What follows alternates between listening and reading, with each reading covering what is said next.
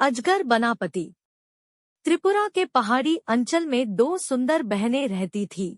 उनके बालपन में ही उनकी माता का स्वर्गवास हो गया। उनके पिता अचाय पुरोहित थे। उन्होंने पत्नी की मृत्यु के पश्चात दूसरा विवाह नहीं किया। उन्हें भय था कि विमाता उनकी पुत्रियों का लालन पालन ठीक ढंग से नहीं कर पाएगी। पिता के स्नेहदुलार में पुत्रियां पली दी। अचाई पुरोहित की आमदनी बहुत कम थी। वह झूम खेती, स्थान बदलकर की जाने वाली खेती के द्वारा आजीविका कमाता था। उसकी पुत्रियां भी पिता की परेशानी समझती थी, अतः वे अपने पिता से अनुचित मांग नहीं करती थी। वर्षा ऋतु में उनके कष्ट और भी बढ़ जाते। कई वर्षों से मकान की मरम्मत नहीं हो पाई थी। बरसात का पानी घर में घुस जाता। यूं तो उनका घर एक ऊंचे मचान पर था, किंतु पानी वहां भी पहुंच जाता। एक दिन दोनों बहनें खेत से थककर लौटी।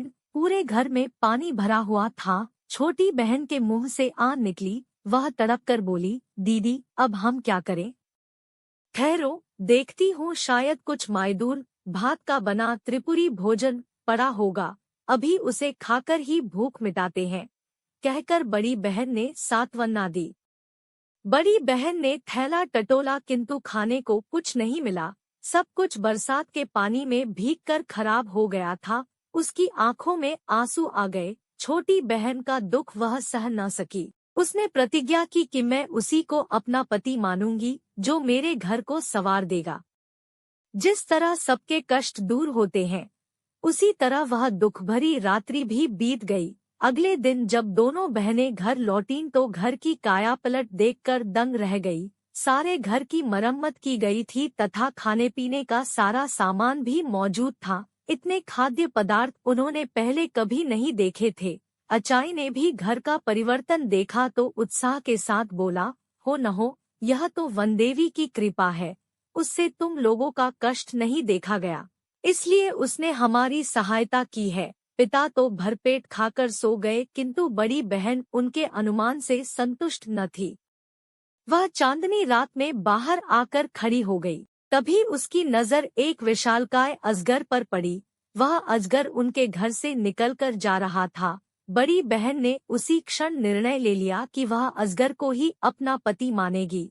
उसे पूरा विश्वास था कि उनके घर की दशा संवारने में अजगर का ही हाथ है। छोटी बहन के लाख समझाने पर भी वह अकेले खाना खाने नहीं बैठी। तब हार कर छोटी बहन ने अपने जीजा जी को पुकारा, कुमुए कुमुए माइटानानी फायदी दो। जीजा जी खाना खाने आइए। यह आवाज सुनते ही अजगर घर में आ पहुंचा। दोनों बहनें उसके विशाल स्वरूप से घबरा गई, किंतु वह शांति से भोजन करके लौट गया।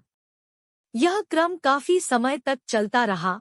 एक दिन अचाई पुरोहित को पता चला तो वह आगबूला हो उठा। उसकी सुंदरी पुत्री एक अजगर को पति माने, यह उसे स्वीकार न था। जब बड़ी बेटी खेत पर गई तो उसने छोटी बेटी से कहा, तुम रोज की तरह जीजा जी को पुकारो।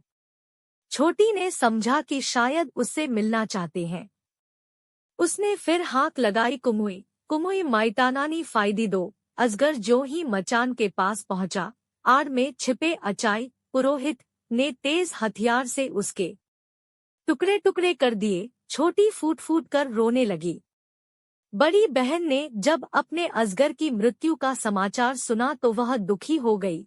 कुछ ही दिनों में उसके मन में अजगर के प्रति प्रेम भाव जाग गया था। उससे वियोग की कल्पना से वह भयभीत हो उठी। बिना एक शब्द कहे वह नदी की ओर चल दी।